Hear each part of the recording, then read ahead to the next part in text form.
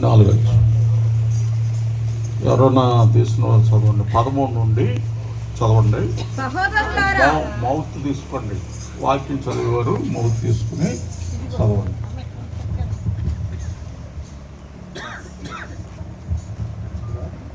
మొదటి పత్రిక 4:13. సహోదరులారా, నిరీక్షణ లేని ఇతరుల వలె మీరు దుఃఖపడకుండా నిమిత్తము నిద్రించుచున్న వారిని గూర్చి మీకు తెలియకుండా మాకు ఇష్టం లేదు.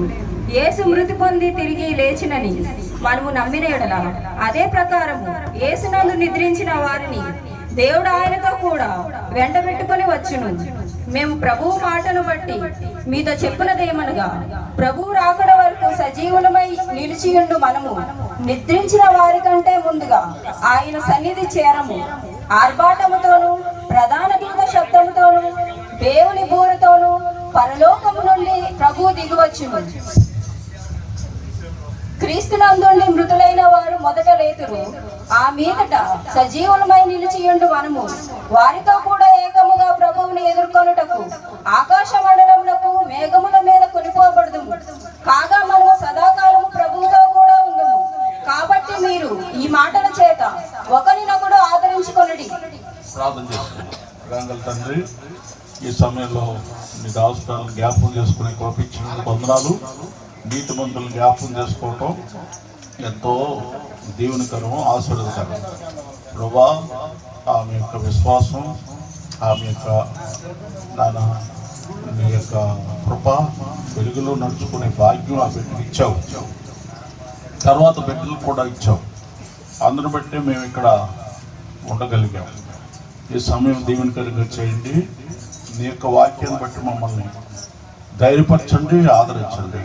ప్రతి మాట మాకు ఆశీర్వదకరంగా చేయండి. నీ దాసుడు బలహీనుడే, కానీ నువ్వు బలవంతుడు. పరలోకం నుండి నీ మాటలు మాకు అందించి ప్రతి మాట మాకు ఆశీర్వదకరంగా చేయండి. మనుషుడు రొట్టె వల్ల మాత్రం కాదు, కానీ దేవుని నోట నుండి వచ్చే ప్రతి మాట వల్ల జీవించను. కాబట్టి నీ మాటలు మాకు మేలు కలిగి చేయమని, ఇక్కడున్న ప్రతి ఒక్క బిడ్డని నీ స్వాధీనం ఉంచుకోమని, బిడ్డలకు ఆదరణ, నెమ్మది నువ్వే దయచేయమని, యేసయ్య ఘనమైన నామములో నువ్వు ఇచ్చిన మంచి వాతావరణం బట్టి నీ స్తుతిస్తూ యేసయ్య నామములో స్తుతించి ప్రార్థించి వేడుకుంటున్నాం తండ్రి. ఆమేన్. ఈ దశలోని పత్రిక 4వ అధ్యాయంలో 13వ వచనంలో, సహోదరులారా, నిరీక్షణ లేని ఇతరుల వలె మీరు దుఃఖపడకుండా నిమిత్తము నిద్రించుచున్న వారిని గూర్చి మీకు తెలియకుండా మాకు ఇష్టం లేదు. నిద్రించడం అంటే ప్రభు దగ్గరికి వెళ్ళడం, ప్రభు రాజ్యంలోకి వెళ్ళడం. మరి కృష్ణవేణమ్మ గారు ప్రభు దగ్గరికి వెళ్ళకముందు నేను తరచుగా వచ్చి ఆమెను దర్శించుకోండి. ఆమెను చూసి బతుకున్నప్పుడు ఒక మాట చెప్పేవాడిని, అమ్మా, నువ్వు దేవుని రాజ్యం కొరకు సిద్ధపడ్డావా లేదా అని అడిగేవాడిని. ఆవిడ వెంటనే చెప్పింది, అయ్యా నేను సిద్ధపడ్డాను అని చెప్పింది. దేవుని రాజ్యము శాశ్వతమైన రాజ్యం, అది చాలా విలువైన రాజ్యం. ఆ రాజ్యాన్ని దేవుడు మనకి ఇవ్వటానికి కోరుకున్నాడు. చిన్న మంద భయపడకుడి, పరలోక రాజ్యం మీకు ఇచ్చటకు దేవునికి ఇష్టమై ఉన్నది అని ఉంది దేవుని వాక్యం.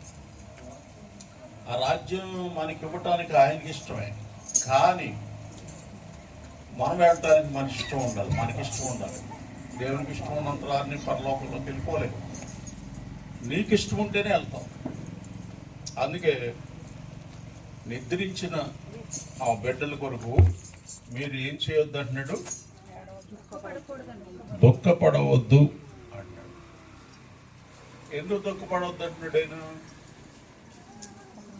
రక్షణ పొందిన వారి గురించి దుఃఖపడక్కర్లేదు, రక్షణ పొందకుండా చనిపోయిన వారి గురించి మాత్రం దుఃఖపడాలి. 16వ అధ్యాయంలో, లోక సువార్త 16వ అధ్యాయంలో అతను చాలా దుఃఖపడతాడు. ఎవరు? ధర్మవంతుడు. ఎందుకు దుఃఖపడతాడంటే చదవండి అక్కడ. తండ్రి అయిన అబ్రహామా, నాయందు కనికరపడి వ్రేలి కొనను నీళ్లలో ముంచి నా నాలుకను చల్లార్చుటకు లాజరుని పంపించు.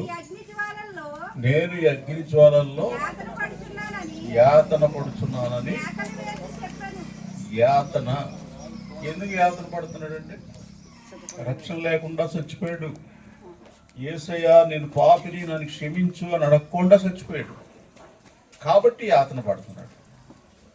ఎన్ని సంవత్సరాలు యాతన? కోటాను సంవత్సరాలు, తరతరాలు. ఇక ఒకసారిగానే అందులోకి వెళ్తే